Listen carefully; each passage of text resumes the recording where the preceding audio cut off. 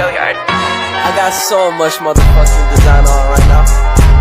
Break it down, bring it back, make it clap. I got 3 old thoughts, new guap, wear that dick. Bitches on my line, and you know.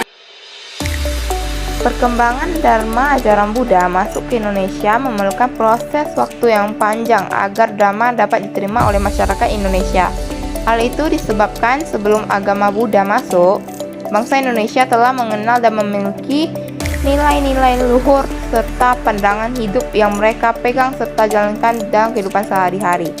Bagaimana perkembangan agama Buddha setelah agama Buddha dapat masuk ke Indonesia saat itu? Bacalah materi berikut. Perjalanan keberagaman agama Buddhaku. Buddhisme atau ajaran agama Buddha bisa diterima oleh masyarakat Indonesia disebabkan karena mengajarkan kedamaian, ketenangan, dan keselarasan dengan hidup dan alam serta budaya saat itu. Dari awal masuk hingga saat ini, berjalan secara damai dan tidak bertentangan dengan nilai-nilai dan norma masyarakat yang berlaku. Selain mendapatkan tempat yang layak, agama Buddha juga dijadikan pedoman dan landasan dalam memerintah kerajaan serta menjadi pandangan hidup masyarakat. Selain agama Buddha, agama Hindu juga berkembang. Sriwijaya atau Srivijaya. Kerajaan Sriwijaya merupakan salah satu kerajaan besar yang pernah ada di Sumatera Selatan.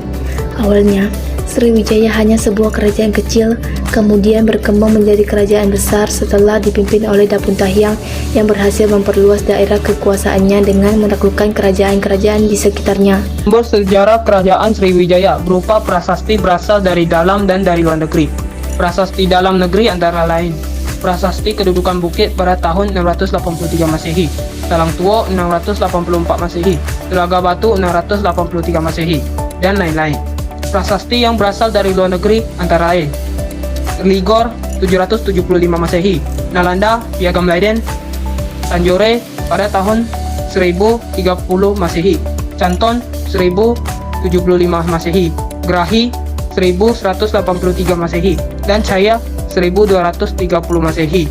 Kerajaan Sriwijaya mencapai puncak kejayaannya pada masa Balaputra Dewa. Raja ini mengadakan hubungan persahabatan dengan Raja Dewapala, dewa dari India. Dalam prasasti Nalanda disebutkan bahwa Raja Dewapala, dewa menghadiahkan sebidang tanah untuk mendirikan sebuah biara bagi para pandita Sriwijaya yang belajar agama Buddha di India itu. Dalam prasasti Nalanda juga disebutkan bahwa adanya Sisilah Raja Balaputra, dewa yang menunjukkan bahwa Raja Syailendra merupakan nenek moyangnya. Medang, Mataram. Keberadaan agama Buddha pada masa kerajaan Medang atau Mataram kuno bisa kita lihat dari peninggalan-peninggalan berupa prasasti, tulisan, dan bangunan. Khususnya pada masa dinasti Syailendra. Pada masa dinasti Syailendra, para raja saat itu memeluk agama Buddha dan dinasti Sanjaya yang memeluk agama Hindu Siva.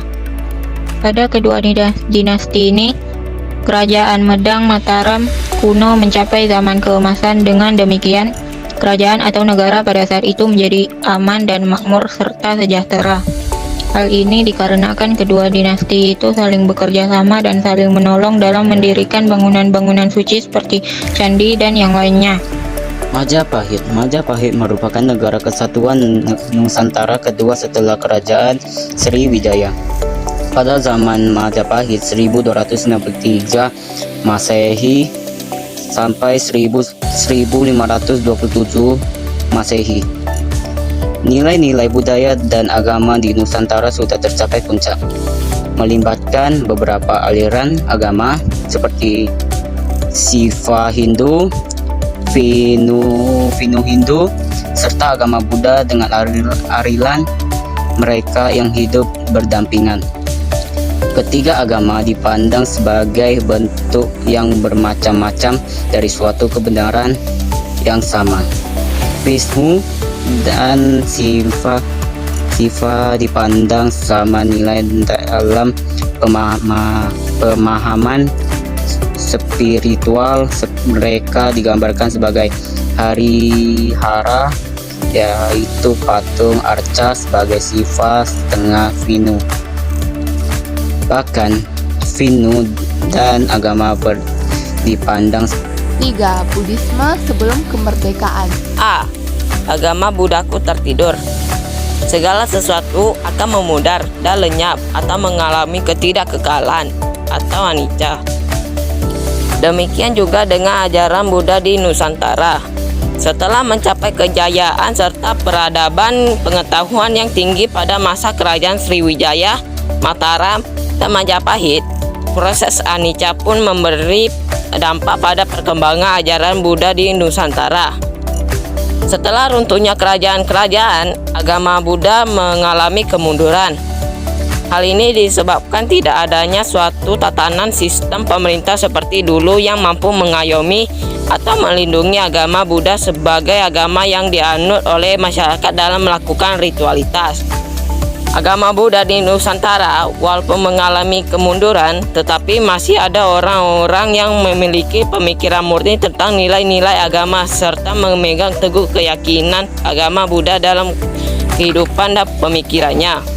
Mereka menyingkir, menjauh, dan mengasingkan diri ke daerah-daerah terpencil dan pendalaman di bumi Nusantara, menciptakan komunitas tersendiri dalam masyarakat saat ini. Mereka masih memegang teguh ajaran agama lama secara turun-temurun. Namun, ajaran agama Buddha sudah mengalami suatu perubahan. Hal ini disebabkan mereka hampir rata-rata sudah lupa bagian-bagian dari ajaran Buddha keseluruhan. Hal ini disebabkan cara belajar mereka tentang ajaran agama Buddha masih tradisional, sebagai tidak menggunakan tulisan, tetapi dengan cara menghafal atau lisan serta dengan memberi contoh perilaku dan perbuatan yang cukup dilakukan melalui batin. B. Agama Buddhaku bangkit dari tidur.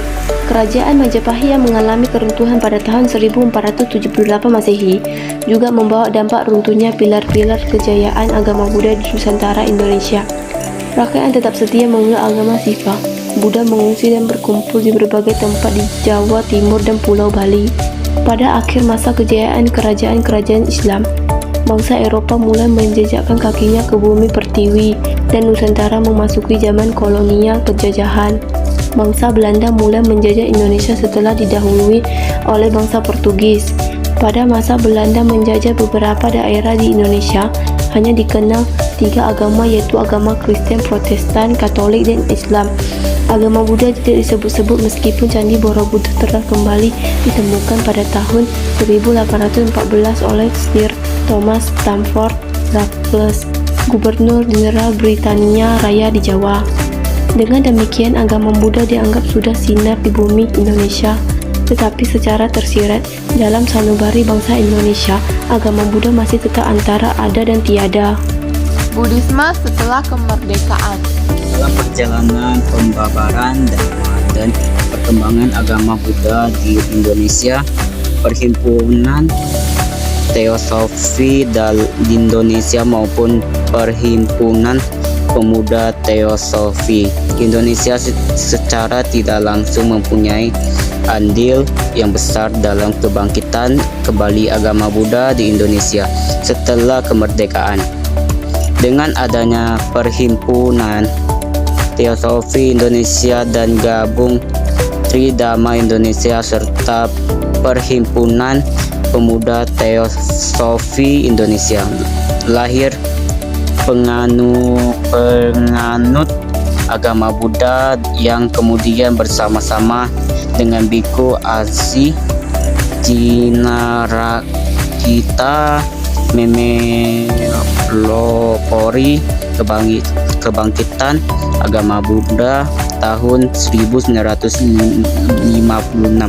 Perjalanan dan perkembangan agama Buddha saat ini begitu maju, termasuk organisasi-organisasi majelis dan sangha yang ada. Hal ini mengisyaratkan bahwa ajaran agama Buddha mampu diterima oleh umat Buddha Indonesia dari latar belakang berbagai tradisi dan kearifan yang ada. Di tahun 2020 terdapat 39 organisasi yang menaungi umat Buddha dari berbagai aliran atau sekte dan majelis. Namo Sayang Adi Budaya, Namo Buddhaya. Sekian dari kami ucapkan terima kasih.